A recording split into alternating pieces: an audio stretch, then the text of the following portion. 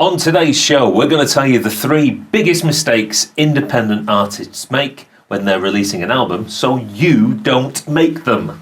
This is 15-minute music marketing, and we're going to find out.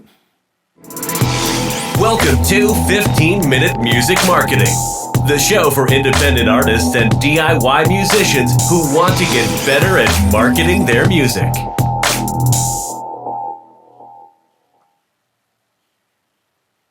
Hi, I'm Greg. Hello, I'm Sheldon, and this is 15-Minute Music Marketing, the show for independent artists and musicians who want to market their music quickety-quick. We're talking about the wonderful world of albums. Self-releasing an album is great. This we know, Greg. It's an album of your work on a common theme. It's something you spend months, potentially years, building up. However, the independent artist is known to squander their releases by making a lot of mistakes. I've got 3 what I think are the biggest ones that I constantly see independent artists make. So if we go through them, hopefully our audience out there won't make these mistakes when they released their next album. Okay, so the first one is you're not selling anything physical to go with the release. So you're just talking about formats, I presume? Yes. So a lot of people will just go to their distributor, be they DistroKid or whatever, put the album for streaming on all streaming platforms, and that's it. So basically you're saying they just use a digital aggregate service? They just use a digital aggregator, and the only way that someone can interact with and indeed stream or consume that particular product is on streaming. Basically, the idea is that you've spent probably an enormous amount of money on, recording an album, possibly hundreds, possibly thousands. And if you're a smaller DIY independent artist, maybe your monthly listeners are more in the hundreds or the lower thousands. If you think about just the economics of how long it's going to take you to get your money back through streaming and through streaming alone, you could be waiting an awfully long time. So you're talking about a return of investment? A return on investment, the best way to do that is through selling that album either as a physical product, and I'm not saying that everybody should go out there and press a load of expensive vinyl, or potentially selling a physical product to go alongside the release. So the first thing I would say is you can easily and reasonably cheaply press up 50 CDs from a CD duplicator. Yeah. You'd sell it for 10 to 15 pounds. Autographic sign it, 20 pounds even. Yeah. Again, if you've invested in your audience, £20 for a signed CD? yeah. That's bold. No, it's not, mate. If you've got an audience that values the work that you do and sees that as investing in your career. Again, as I mentioned before on the show, I bought CDs that I don't even play, but just because I like to complete a collection, and I like to be seen to be rewarding an artist, and the easiest way to do that is to buy some of their physical merch. So as we've said, if you've invested in your audience by constantly giving them content, by replying to all their sort of messages and their sort of comments, then you are within your rights to charge. You are a small crafts person. Look at it like that. No, don't compare yourself to the 1975, where you can go to what little HMVs there are still left, and you can buy one of their CDs for £5 in the sales. No, okay, fair point. I mean, artisanal, Greg. That's the word I was reaching for. And I guess you don't have to limit it to just CD. You can sell a cassette, a cassette, even just a T-shirt. Have the artwork for the album, or thematically related artwork on a CD, poster, art print, beanie hat, whatever. Selling physical product alongside the album is going to vastly increase the money that you can make for the release. For us, our next album, my band, the album release is really going to be an excuse to buy more merchandise, and we're going to be selling bundles, and that's the way we're going to make the money. That makes sense. So I know because we we burn and print CDs here. You're going to be looking at probably with artwork £2.50 for a low bunch for a low run. You're probably looking £2.53 max. And again, retail price a tenner. You're tripling your money. At least a tenner. Yeah. Sign it, sell it for 15. Yeah. Bundle it with something else. A couple of stickers or a poster. Sell it for 20. Yeah, definitely. So you're not getting, fractions of a penny times however many tracks there is on the album, 10 times 12. The only thing, as you kind of almost mentioned, is that I do think if you are going to sell a CD, it has to be something more than just what's on Spotify. Because something that's, special or unique. Otherwise, it's just a different way to play the music. I think it has to be something... Bonus tracks. Yeah. There you go. So... your quid's in there. Go physical.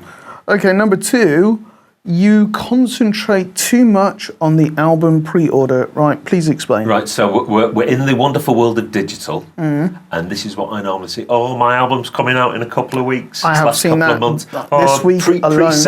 Pre-save the album by clicking the link in the bio or clicking here. Certainly at the time of recording, there's no such thing as a Spotify pre-save. On Spotify, there is no way to pre-save an album. What that pre-save is, it's a third party collecting your login data. Are you happy with that, Greg?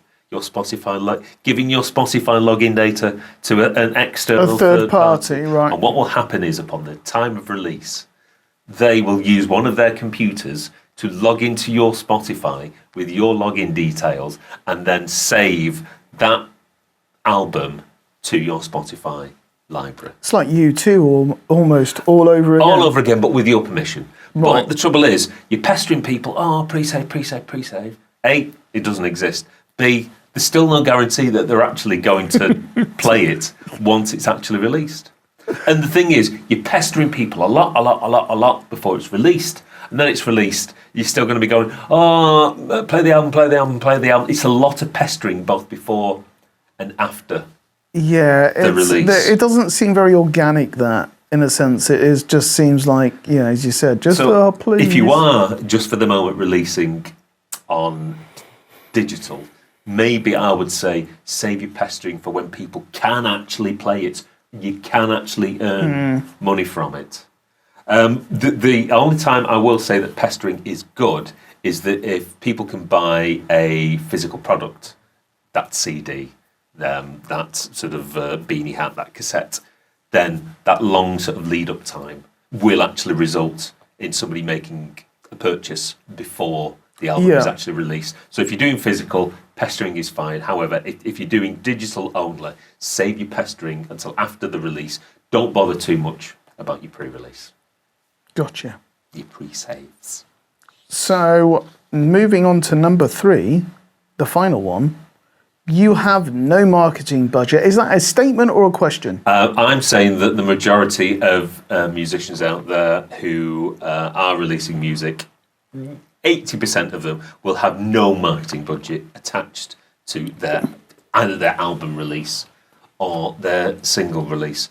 Is that, though, because they don't want to spend it, or is that because they haven't thought about it? A mixture of both. What I will say is that people don't like spending something whereby there's almost like an intangible return. I don't necessarily know how much I'm going to get at the end of this. It's much nicer to spend money on studio time or studio equipment for making an album, like a new synthesizer. You always seem to buy.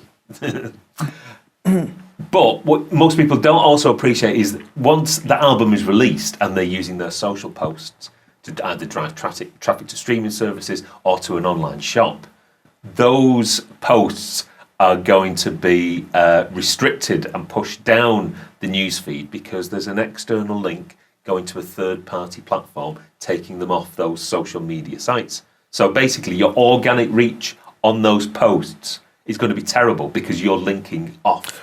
Oh yeah, we've talked about this before. Nobody wants to advertise a different company within their company because why would you? So if you're selling, you've got to allocate a marketing budget to make sure people even just see those messages. I mean, first off, you've actually mentioned it. I was going to say it anyway. It's like, imagine film, a Hollywood studio, creating a film and then spending no money on the marketing costs. I mean, usually the marketing costs are considerable amounts of money and considerably in relation to the actual product costs.